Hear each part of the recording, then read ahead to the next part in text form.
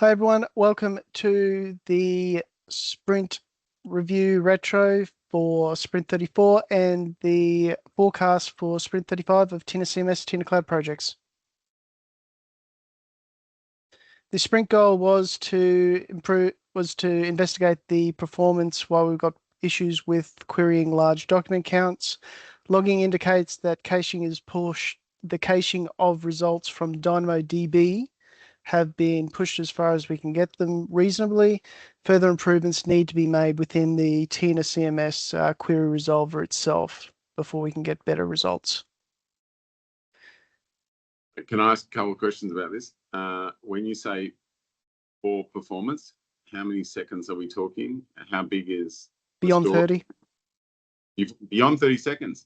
Yes. Some queries are 5 seconds, and then it can go up to 30 in some situations. Okay. And I'm pretty sure the only reason we're not seeing them go beyond 60 is because the Lambda time's out.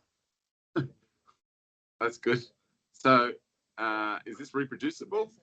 Yes. Okay. And how many customers is it affecting? At least one on a regular basis. Okay. And they got any unique setup? Yes.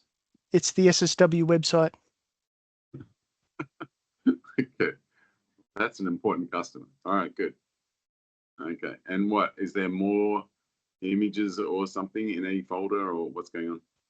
What's going on is it's trying to iterate through a series of results. So it gets a result and then queries a document. Gets a result, queries a document. It's working out. Right. Now, under normal circumstances, when it's running locally, you don't notice it. But because we've got, it's all being done sequentially on a system in the cloud, it's chewing up latency. So as soon as you get a very large number of documents, then you see it blow out. It also gets worse if we have a situation where the database throttles. If there's too many queries too quickly, reads will be backed off for 1 or more seconds, and that can easily also result in the Lambda taking too long. Okay. All right. Who's been working on it? Me. Okay. All right. During this sprint, we had 115 hours built on TinaCloud by Brooke, myself, Matt, and Kelly. And for TinaCMS, we had 48 hours build, 68 hours build by Jack and Ben. Are we missing Mr. C because of the baby? Jack? Yes, that is correct. Yeah, we won't get a meeting with him for the next probably couple of weeks as well. Okay. Jack, can you make sure you contact Penny about that baby? She's just going to send off bib and stuff. Yep, no problem. In terms of work conducted this sprint, we've already spoken to the performance investigation. We've also resolved an issue with app responses being too large to transmit. So this manifested by certain organizations having nothing listed. The fact that we've now can list the Tina organization demonstrates that we've been able to resolve the first level of the issue. The original amount of data that was attempted to be transferred from the server was in excess of 6 megabytes. We've now got it down to 12. In this case, 12 kilobytes, yep. And the next step is to paginate the results.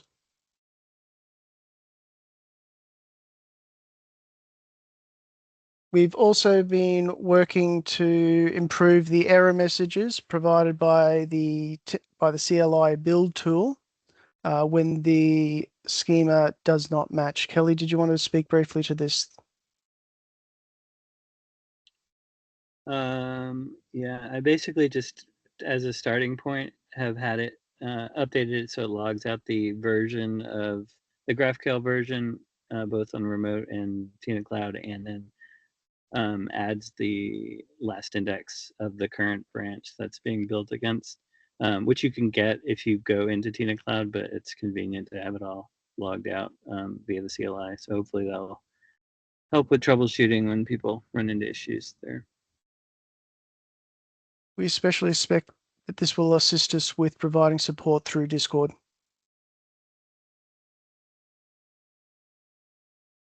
terms of the burn down, we completed 5 effort with 50 remaining. Code coverage not logged. Production deployments, 4 deployments for Tina Cloud. And we had 1 release for TinaCMS version 2.5.1 released yesterday. In terms of the Identity API, HTTP 500s, they've decreased from 107 to 100. Content API, HTTP 500s have decreased from 16,500 to 11,900.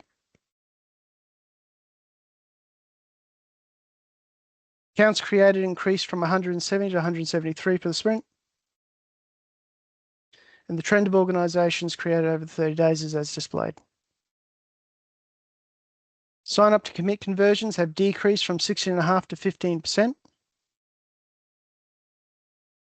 And we have summary statistics for the Discord server, but we note that they do not appear to be reliable. Weekly visitors are listed here as 113. Last week, they were 121. When did you notice that they're unreliable?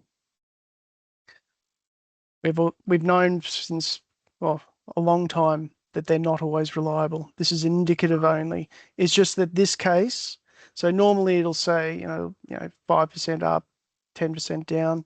In this case, it's saying 64% down. Right. It's okay. definitely not 64% Right. down. Okay, fair enough. Clones of the Tina Barebones starter repository over the last 2 weeks. Unique clone has remained at 30. For the Tina Cloud starter, the same figure increased from 43 to 47. And for the self-hosted demo, unique cloners decreased from 10 to 9. Package downloads decreased from 17,002 to 14,806. There were no changes to the overall status of the epics. R&D, Jack, could you please speak to these items? Yeah, so this is just a continuation kind of from last week. Still looking into rich text enhancements, a bunch of stuff on performance optimization for the Tina Cloud team, and just in general upgrades for the build system. Adam, are you happy to move on to the sprint retrospective? Yes. As to what went well, Brooke noted that we've updated the client mock library by several major versions.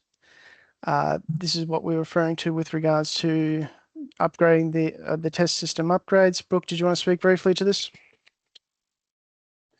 Yeah, I mean, we updated the AWS testing library from version 2 to version 4, which required a few little refactors, and we added some extra types. So we have a bit more type safety when compiling. As noted earlier, we have access to the Tina organization list of projects again. Matt, did you want to mention, speak to the Discord? Yeah, so definitely there's more activity on the Discord in terms of questions being asked. There are quite a few around Astro, and thankfully one of the community members has taken a sample and made it work with Astro 5 and gotten contextual editing to work. So I've started the process of reaching out and saying, hey, can we add this to the Create Tina app? And hopefully this will resolve some issues with, people asking, hey, does Tina work with Astro? Because they're obviously not putting the pieces together. So if we have a starter template, hopefully that'll be useful. We've added that to the next sprint because we're essentially going to take something that already exists out there and make it work. And that should be a really good opportunity for marketing because it's definitely a requested piece of functionality.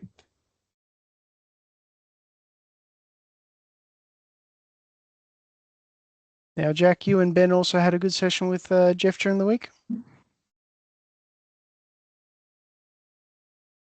Yeah, so yeah, it was good. Talked about a bunch of stuff. Learned a bit more about how Feet and ESBuild is doing stuff. And I think we also got some good recordings from that one, but I think I still need to send those to Landon. But yeah, I think we got probably 3 videos from that session as well. So yeah, it was really good. And Matt has noted that we've also had another client enable SSO. In terms of what didn't go so well, a few duns this time round, partly because of firefighting, for instance, the apps list issue, but also prioritizing the ability to fight fires. So ensuring that the improvements to the error reporting were reviewed and quickly merged. We've also, Jack's worked on a done video. It was a near perfect one. I ruined only by a record button. And finally, now, Matt, did you want to speak to this point? Hold on. Did Jack then do another version? He hasn't yet. Hasn't had an God. opportunity. Yeah, as soon as you forgot, you just do it again straight away while it's in your RAM. Otherwise, it goes to cache. It's an odd Yeah, analogy. it's on the to-dos. So yeah, in addition to additional Discord activity, when last week or the week before, when we had that GraphQL versioning issue, there was, rightly so, someone commented that, they like TinaCMS, but every time there's an update, and it's most probably a bit of an exaggeration, but every time there's an update, something breaks, and it got to spend time to fix it for their specific version, which that definitely sucks. So we want to add some integration tests that run nightly on main and latest, because in this particular scenario, we've got tests that run on CMS, tests that run on cloud, but we need something that goes kind of end to end, that takes the CMS project and does stuff to it. I don't think this will catch all the potential problems, but in the scenario that we had last week, where we had a version mismatch, NPM gives us 3 days to pull a package because it's no good, and we missed that window. But if we had something right nightly, we've got a chance of actually catching it. We pull the package, and then people don't float up to that bad version. All right, that's a good resolution. This brings us to the forecast for Sprint Yeah. 35. Go ahead. We were away the Tina team, the business team went away for a retreat, doing some planning. Did any of that make it into this sprint at all, Matt, or is that further down the pipeline? It's further down. Okay. All right. Good. I want to get things stable before we start shifting focus at all. Okay. Fair enough.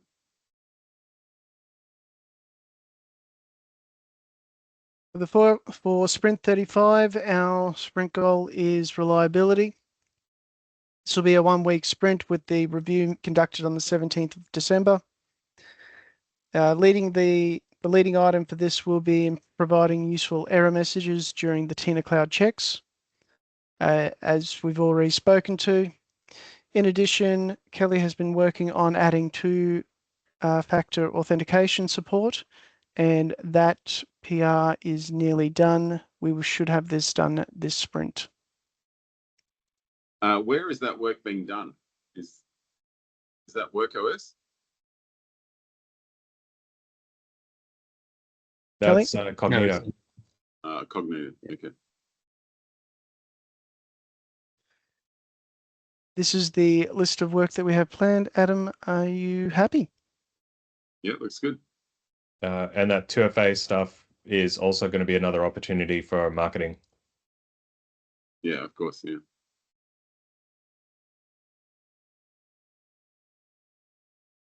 The summary of this meeting will be uploaded here. Gentlemen, catch you all next week. Thank you. Yeah.